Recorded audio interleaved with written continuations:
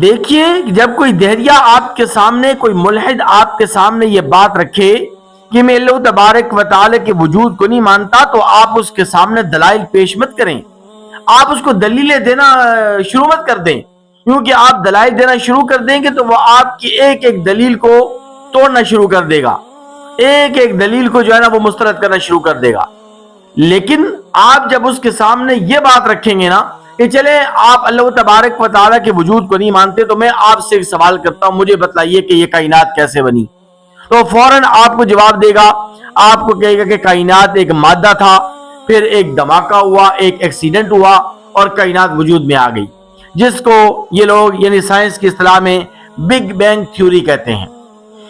جب وہ آپ کے سامنے یہ بات رکھے کہ بگ بینگ تھیوری کی شکل میں یہ کائنات وجود میں آ گئی، تو آپ فوراً اس پر سوال داغ دیں اور آپ اس کو یہیں سے پکڑ لیں۔ آپ اس سے کہیں کہ تھیوریاں پیش مت کرو، مفروضے پیش مت کرو، کیونکہ تم تو مفروضوں کے قائل ہی نہیں ہو، تم تو مشاہدے کے قائل ہو، دلیل پیش کرو، دلیل اگر تمہارے پاس ہے۔ یہی کچھ کیا ہے مفتی شمائل ندوی صاحب نے جاوید اختر کے سامنے، اور جاوید اختر کو انہوں نے سائلنٹ کیا، جاوید اختر کو لاجواب کیا، جاوید اختر کو خاموش کیا۔ علمی مناظرہ، علمی بحث و مباحثہ اور اسی طرح یہ جو ڈیبیٹ ہوتی ہے، یہ علم کی بنیاد پر نہیں جیتی جا سکتی کہ آپ کے پاس علم زیادہ ہوگا تو آپ جو ہے مناظرے میں کامیاب ہو جائیں گے، آپ ڈیبیٹ میں کامیاب ہو جائیں گے۔ نہیں، ڈیبیٹ میں کامیابی کے لیے، مناظرے کے اندر کامیابی کے لیے آپ کے پاس ٹیکنیک ہونی چاہیے، آپ کے پاس فن مہارت ہونی چاہیے، علم کا ہونا ضروری نہیں ہے۔ اس لیے آپ نے دیکھا ہوگا کہ اکثر اہل علم حضرات بحث و مباحثے کے قائل ہی نہیں ہیں، اس لیے کہ بحث و مباحثے کا تعلق علم سے ہے ہی نہیں ہے۔ یہ تو آپ صرف اور صرف پوائنٹ نوٹ کرتے ہیں، ان پوائنٹ کی بنیاد پر آپ بد مقابل کو پکڑتے ہیں اور اس کو آپ لاجواب کر دیتے ہیں۔ اچھا، کوئی دہریہ اگر آپ کے سامنے یہ بات رکھے اور آپ کو یہ کہے کہ میں بن دیکھے کسی چیز کو نہیں مانتا، تو آپ اس سے کہیں کہ جناب آپ اپنی بات پر قائم ہیں، آپ بن دیکھے کسی چیز کو نہیں مانتے؟ وہ کہے گا نہیں، میں بن دیکھے کسی چیز کو نہیں مانتا، اور سائنس بھی یہی کہتی ہے کہ بن دیکھے، بغیر دیکھے کسی چیز کو مت مانیں، بغیر دیکھے آپ کسی چیز کے قائل مت ہوں۔ تو ہم نے چونکہ اللہ تبارک و تعالیٰ کو نہیں دیکھا، اس لیے اللہ تبارک و تعالیٰ کو نہیں مانتے، نہ اس کائنات کے وجود کو ہم مانتے ہیں کہ اس کائنات کو بنانے والا اللہ تبارک و تعالیٰ ہے۔ تو آپ اس کے سامنے پھر یہ بات رکھیں، آپ اس پر فوراً سوال داغ دیں، آپ اس سے کہیں کہ اچھا یہ بتلائیے کہ انسان زندہ ہے یا نہیں؟ وہ کہے گا بالکل زندہ ہے، اس کے اندر زندگی ہے۔ تو آپ اس سے کہیں کہ انسان کیسے زندہ ہے، انسان کیوں زندہ ہے؟ تو وہ فوراً آپ کے سامنے یہ بات کہے گا، آپ کو کہے گا کہ انسان روح کی وجہ سے زندہ ہے، روح نے انسان کو زندہ کیے ہوئے ہے۔ تو آپ فوراً اس پر سوال داغ دیں، اس کو پکڑ لیں، اس کو کہیں کہ جناب والا روح کہاں ہے؟ دکھائیے مجھے، روح نظر تو نہیں آ رہی، روح کو آپ پکڑ نہیں سکتے، روح کو آپ دیکھ نہیں سکتے، تو آپ کیسے مان گئے کہ روح ہے؟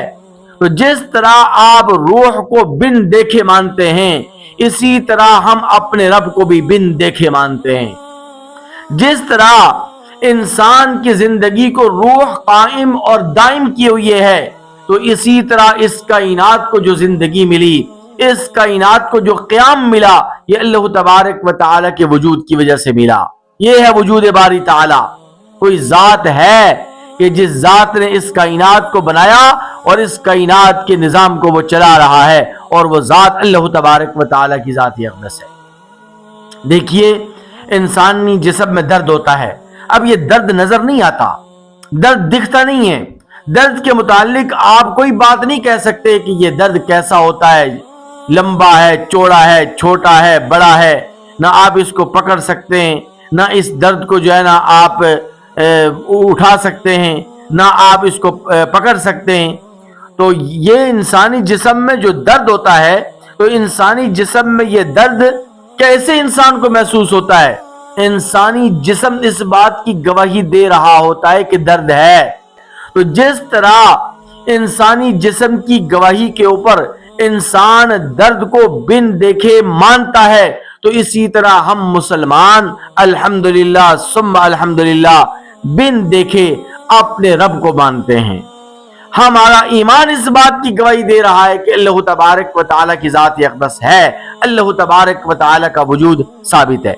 ایک بات میں آپ کے سامنے عرض کر دوں، آپ پوری دھرتی کے اوپر، پوری کائنات میں، پوری عالم انسانیت میں کسی بھی دہریے کے سامنے، کسی بھی ملحد کے سامنے ایک سوال رکھیں، یہ سارے کے سارے دہریے، یہ سارے کے سارے ملحد، اختر جاوید جیسے کتنے ایسے منکرین خدا اور کتنے ایسے ملحد اور کتنے ایسے دہریے جمع ہو جائیں، آپ ان کے سامنے یہ سوال رکھیں، یہ الٹے لٹک جائیں گے، آپ کے اس سوال کا جواب نہیں دے پائیں گے۔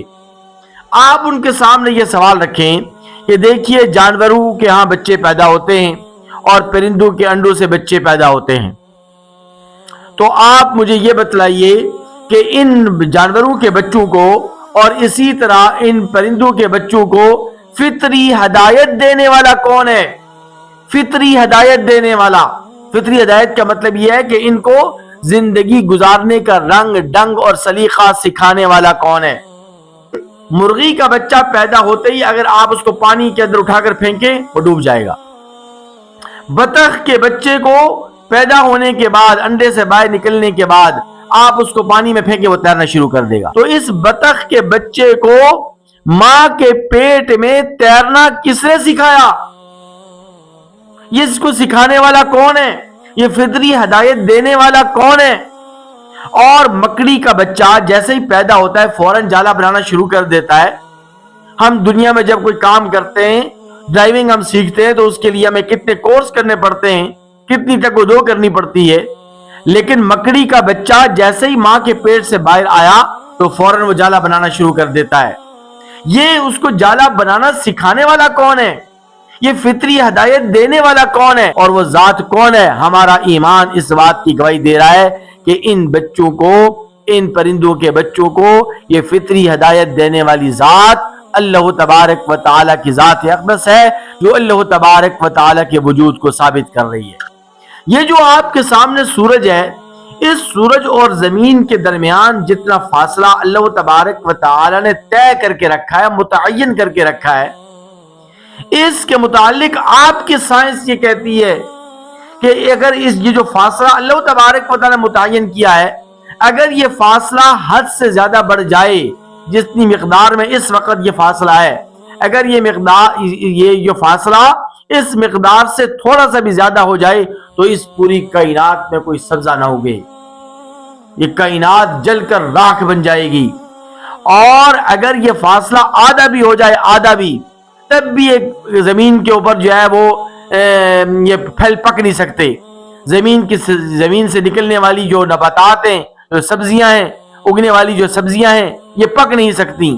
تو یہ جو سورج اور زمین کے درمیان یہ فاصلہ معتدل انداز میں اور متوسط انداز میں اور بیلنس کے ساتھ کس نے قائم اور دائم رکھا ہوا ہے؟ آخر کوئی ذات ہے نا، آخر کوئی ایسی ذات اقدس ہے کہ جس نے سورج اور زمین کے درمیان اس فاصلے کو طے کر دیا ہے، اور یہ فاصلہ جو ہے نا وہ حد سے نہ بڑھتا ہے نہ حد سے کم ہوتا ہے، نہ گھٹتا ہے نہ بڑھتا ہے۔ تو اس فاصلے کو قائم رکھنے والا، اس فاصلے کو قائم اور دائم رکھنے والا، بیلنس رکھنے والا اللہ تبارک و تعالی ہے، جو اللہ تبارک و تعالی کے وجود کو ثابت کر رہا ہے۔ حال ہی کے اندر ہمارے پیر و مرشد حضرت اقدس حضرت مولانا پیر ذوالفقار نقشبندی صاحب نور اللہ مرقدہ اس دار فنا سے رخصت ہوئے، اللہ تبارک و تعالی ان کے درجات بلند فرمائے۔ ان کے سامنے ایک دہریہ وکیل اپنے والد کے ساتھ ان کے پاس آیا اور آ کر فوراً کہنے لگا کہ حضرت میں آپ کے بیانات سنتا ہوں لیکن میں اللہ تبارک و تعالیٰ کو نہیں مانتا، کیونکہ اللہ تبارک و تعالیٰ کی ذات اقدس دکھتی نہیں ہے، اور بن دیکھے میں کسی چیز کا بھی قائل نہیں ہوں، بغیر دیکھے میں کسی چیز کو مانتا نہیں، جب تک اپنی آنکھوں سے کسی چیز کا مشاہدہ نہ کر لوں تو میں نہیں مانتا، میں اس چیز پر ایمان و یقین نہیں رکھتا۔ تو حضرت نے اسے کہا کہ دیکھو بات یہ نہیں ہے، ہر چیز کو دیکھا نہیں جا سکتا، ہر چیز مشاہدے میں نہیں آ سکتی، کچھ چیزیں ایسی ہوتی ہیں جو بن دیکھے ماننی پڑتی ہیں۔ تو اس نے کہا نہیں حضرت بالکل ہو ہی نہیں سکتا۔ کہا کہ تم اپنی بات میں پکے ہو کہ بن دیکھے کوئی چیز نہیں، کسی چیز کو نہیں مانتے، بغیر مشاہدے کے کسی چیز پر یقین نہیں کرتے؟ اس نے کہا کہ بالکل حضرت پکی ٹھکی بات ہے، میں بن دیکھے کسی بھی چیز کا قائل نہیں ہوں۔ تو حضرت نے اس سے کہا کہ یہ تمہارے ساتھ یہ بابا جی کون ہیں؟ یہ بڑے میاں۔ اس نے کہا کہ میرے والد ہیں۔ تو حضرت نے اس سے کہا کہ اچھا یہ بتلاؤ کہ تمہیں یہ کس نے بتلایا کہ یہ تمہارے والد ہیں؟ تمہیں کس نے یہ کہا کہ یہ تمہارے والد ہیں؟ تم نے تو ان کو نہیں دیکھا، تم جب ماں کے پیٹ سے باہر ہوئے تمہارے اندر تو شعور نہیں تھا، تو تمہیں کس نے بتایا؟ کیا دلیل ہے تمہارے پاس؟ کیا پروف ہے؟ کیا ثبوت ہے تمہارے پاس کہ یہ تمہارے والد ہیں؟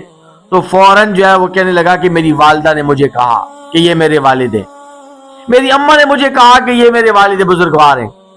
تو حضرت نے کہا کہ تم نے اپنی والدہ کی گواہی پر، اپنی والدہ کے کہنے پر اس شخص کو اپنا باپ مان لیا، اپنا والد مان لیا، اپنا فادر مان لیا، تو ہم بھی اپنے محبوب پیغمبر صلی اللہ علیہ وسلم کی بات پر، ان کی گواہی پر ایمان و یقین رکھتے ہوئے اللہ تبارک و تعالی کو مانتے ہیں۔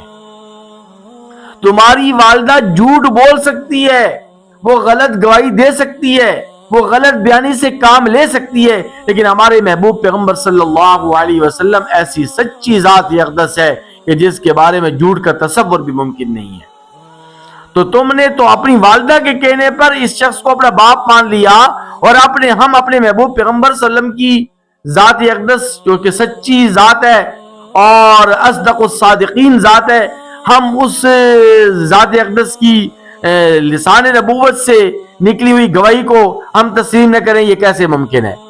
دیکھیے، اللہ تبارک و تعالیٰ کے وجود پر ایمان و یقین رکھنے کے لیے کسی دلیل، کسی لاجک کی ضرورت نہیں ہوتی، بس انسان کی عقل، فہم اور انسانی سوچ مثبت اور پوزیٹیو ہونی چاہیے۔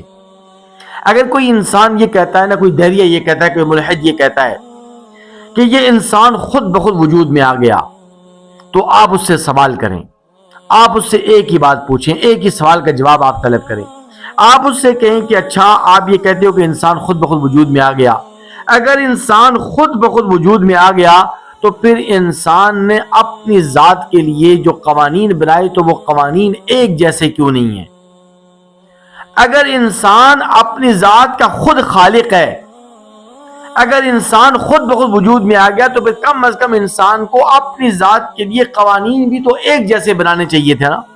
لیکن انسانی جسم میں، انسانی وجود میں اس کے اپنے ذاتی قوانین ایک جیسے نہیں ہیں۔ مثال کے طور پر انسانی جسم میں مختلف قسم کے بال ہیں، پلکوں کے بھی بال ہیں، بہوں کے بھی بال ہیں، سر کے بھی بال ہیں۔ تو یہ جو بال، سر کے بال ہیں اور یہ جو بہوں کے اور پلکوں کے بال ہیں، تو یہ بال الگ الگ مقدار میں کیوں بڑھتے ہیں؟ الگ الگ رفتار سے کیوں بڑھتے ہیں؟ اگر انسان خود بخود وجود میں آ گیا تو انسان نے اپنے لیے قانون کیوں نہیں بنا لیا کہ جس طرح میرے سر کے بال بڑھتے ہیں تو اسی طرح میرے بہوں کے بال بھی بڑھیں، میری پلکوں کے بال بھی بڑھیں؟ اور اگر ایسا ہو جاتا کہ بہوں کے بال بھی سر کے بالوں کی طرح بڑھتے، پلکوں کے بال بھی سر کے بالوں کی طرح بڑھتے، تو انسان کارٹون نظر آتا، انسان تو افلاطون نظر آتا۔ چھوٹا معصوم بچہ جب بڑا ہونا شروع کر دیتا ہے تو اس مناسب رفتار میں اس کی ہڈیاں، اس کے جوڑ بڑھتے رہتے ہیں۔ اگر یہ بیلنس نہ رہے اور ہڈیوں کے بڑھنے کی مقدار معتدل نہ رہے تو انسان جوان ہوتے ہوتے، بوڑھا ہوتے ہوتے تو اس کی ہڈیاں تو اتنی بڑی ہو جائیں، اس کے اعضاء تو اتنے بڑے ہو جائیں کہ یہ بہت بڑا افلاطون نظر آئے پھر۔ لیکن اللہ تبارک و تعالیٰ کی ذات اقدس ہے نا، اللہ تبارک و تعالیٰ، یہ بات اللہ تعالیٰ کے وجود کو ثابت کر رہی ہے نا کہ جس نے انسانی جسم کے یہ بال معتدل مقدار میں بڑھنے کا سلسلہ جاری و ساری فرمایا، کہ جس نے انسانی جسم کے یہ اعضاء کو اور انسانی جسم کی ہڈیوں کو معتدل اور درمیانی رفتار سے بڑھانے کا سلسلہ جاری و ساری رکھے ہوئی ہے، جو انسان کو معتدل بنا رہی ہے، جو انسان کو خوبصورت بنا رہی ہے، جو انسان کو خوبصورت وجود عطا کر رہی ہے۔ یہ تو یہ ذات اگر کوئی ہے تو وہ اللہ تبارک و تعالیٰ کی ذات اقدس ہے، اور یہ سارے کے سارے حقائق اللہ تبارک و تعالیٰ کے وجود کو ثابت کر رہے ہیں۔ امام راضی رحمت اللہ علیہ نے اللہ تبارک و تعالیٰ کے وجود پر 100 دلائل قائم کیے، 100 دلائل۔ ایک مرتبہ راستے میں جا رہے تھے، شیطان سے ملاقات ہو گئی، تو شیطان نے کہا کہ امام راضی کیا کارنامہ سر انجام دیا ہے؟ امام راضی رحمہ اللہ نے فرمایا کہ میں نے اللہ تبارک و تعالیٰ کے وجود کو ثابت کرنے کے لیے، اللہ تبارک و تعالیٰ کے وجود کو قائم اور دائم ثابت کرنے کے لیے 100 دلائل میں نے جمع کیے، 100 دلائل میں نے پیش کیے۔ تو شیطان ان سے کہنے لگا کہ میں اگر آپ کی ایک ایک دلیل کو توڑنا شروع کر دوں تو پھر آپ کیا کریں گے؟ انہوں نے کہا کہ یہ کیسے ممکن ہے؟ کہا کہ میں یہ کہتا ہوں، شیطان نے کہا امام راضی رحمہ اللہ سے کہ میں یہ کہتا ہوں کہ آپ نے 100 دلائل جمع کر لیے، لیکن آپ کا ایمان اللہ تبارک و تعالیٰ کے وجود پر اتنا پختہ نہیں کہ جتنا پختہ اس سامنے جو دیہاتی جا رہا ہے، اس دیہاتی کا اللہ تبارک و تعالیٰ کی ذات اقدس پر، اللہ کے وجود پر ایمان و یقین ہے۔ انہوں نے کہا یہ کیسی بات ہے؟ میں اتنا بڑا عالم، میں نے اللہ تبارک و تعالیٰ کے وجود پر 100 دلائل جمع کیے اور تم مجھے کہہ رہے ہو کہ میرا ایمان اتنا مضبوط نہیں، اس کا ایمان اتنا مضبوط ہے، اس دیہاتی کا۔ تو وہ شیطان امام راضی رحمہ اللہ سے کہنے لگا کہ اچھا تم انتظار کرو، دیکھو میں اس دیہاتی کے پاس جاتا ہوں اور اس کے سامنے میں یہ بات رکھتا ہوں تو اس کی طرف سے کیا رد عمل آتا ہے، کیا ری ایکشن آتا ہے۔ شیطان اس دیہاتی کے پاس گیا اور اس سے کہا کہ میں اللہ تبارک و تعالیٰ کے وجود کو نہیں مانتا، میں اللہ تبارک و تعالیٰ کے وجود کا قائل نہیں۔ اس نے فوراً لٹ اٹھائی اور لٹ اٹھا کر اس کے سر پر مارنے لگا، کہنے لگا جا دفع ہو جا ملعون، میں بغیر دلیل کے، بغیر کسی مشاہدے کے، بن دیکھے میں اللہ تبارک و تعالیٰ کے وجود کا قائل ہوں، میں اللہ تبارک و تعالیٰ کے وجود کو بغیر کسی دلیل کے مانتا ہوں۔ تو وہ شیطان فوراً امام راضی رحمہ اللہ کے پاس آیا، اس نے کہا کہ دیکھا کہ اس دیہاتی کا ایمان آپ کے ایمان سے زیادہ مضبوط اس لیے ہے کہ میں نے آپ کے سامنے یہ بات کہی کہ میں اللہ کے وجود کو نہیں مانتا، تو آپ نے مجھے کہا کہ میں 100 دلائل تمہارے سامنے پیش کروں گا، میں آپ کی ایک ایک دلیل کو توڑنا شروع کر دیتا، آپ کی ایک ایک دلیل کو میں مسترد کرنا شروع کر دیتا، ریجیکٹ کرنا شروع کر دیتا، آپ کا ایمان کمزور ہوتا چلا جاتا۔ لیکن اس لیے میں نے کہا کہ آپ کا ایمان اتنا مضبوط نہیں ہے اللہ تعالیٰ کے وجود پر، اللہ کی وحدانیت پر، جتنا کہ اس دیہاتی کا ایمان مضبوط ہے۔ مجھے کل پرسوں ایک بندہ ملا اور اس نے مجھے کہا کہ میں جاوید اختر کو بڑی محبت اور عقیدت کے ساتھ سنا کرتا تھا، لیکن یہ تو ملحد نکلا، یہ تو اللہ تبارک و تعالیٰ کی ذات کا منکر نکلا۔ تو میں نے اس سے کہا کہ بھئی یہ بات تو ہم عرصہ دراز سے یہ کہتے چلے آ رہے ہیں، لیکن یہ عوام ہے، یہ نوجوان ہیں، یہ ینگ جنریشن ہے، یہ ہماری بات سننے کے لیے تیار نہیں۔ ہم تو ان کو یہ بات کئی عرصے سے یہ سمجھا رہے ہیں کہ بھئی اگر اپنا ایمان بچانا ہے، اپنا دین بچانا ہے، اپنا مذہب و مسلک و مشرب اگر بچانا ہے تو آپ ان ملحدوں کو مت سنو۔ یہ جاوید غامدی، یہ مرزا انجینئر جیسے لوگ تمہارے ایمان کے ڈاکو ہیں، تمہارے دین کے دشمن ہیں، تمہارے مذہب و مسلک و مشرب کے تمہارے دشمن ہیں۔ اگر تم ان کو سنو گے، ان کو فالو کرو گے تو تمہاری دنیا بھی برباد ہو جائے گی، آخرت بھی برباد ہو جائے گی۔ اگر دنیا کو بنانا ہے، دین کو بنانا ہے، آخرت کو بنانا ہے تو پھر علماء کو فالو کرو اور مفتی شمائل ندوی صاحب جیسے لوگوں کو فالو کرو۔